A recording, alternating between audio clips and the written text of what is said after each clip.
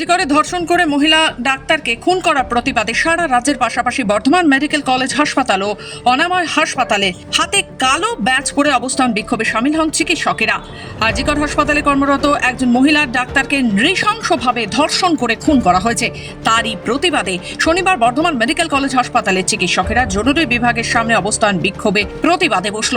এদিন চিকিৎসকেরা জানান, জরুরি বিভাগের পরিষেবা অব্যাহত রেখেই তারা এই প্রতিবাদে সামিল হয়েছেন। তারা দোষীর উপযুক্ত শাস্তির দাবি জানায়। এই ব্যাপারে এর থেকে বাজে দুঃখজনক ঘটনা হতে পারে না, ঠিক আছে।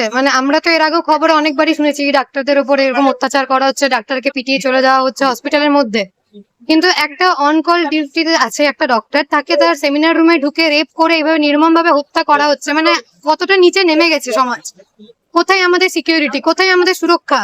সিসিটিভি কই? এখনো অপরাধীকে ধরা হয়নি কেন? অপরাধী শাস্তি পাইনি কেন?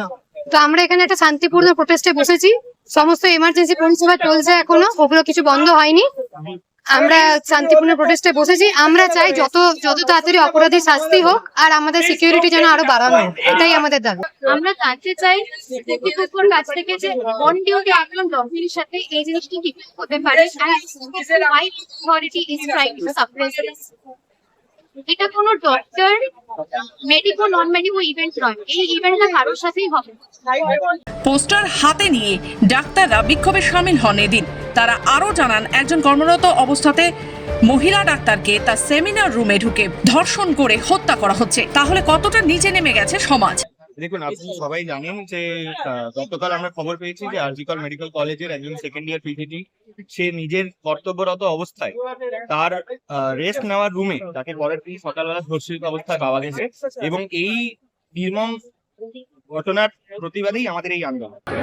আরজি করে যে নৃশংস ঘটনা ঘটেছে, তারপরে আমরা ডক্টরসরা, স্পেশালি ফিমেলরা এখানে কাজ করতে আমরা ভীত এবং সন্ত্রস্ত। এভাবে কাজ করা তো যায় না। সমাজ আর কত নিচে নামবে, আমরা আর কত নিম্ন মানসিকতার পরিচয় দেব। পাশাপাশি তারা আরো বলেন, দোষীদের খুঁজে বের করে যতক্ষণ না শাস্তি দেওয়া হবে ততক্ষণ এই বিক্ষোভ আন্দোলন চলবে। এদিন বর্ধমানের উল্লাস মোড়ে অনাময় হাসপাতালেও বিক্ষোভে সামিল হন ডাক্তারেরা। পূর্ব বর্ধমান থেকে সুমন বিশ্বাসের রিপোর্ট, খবর বাংলা।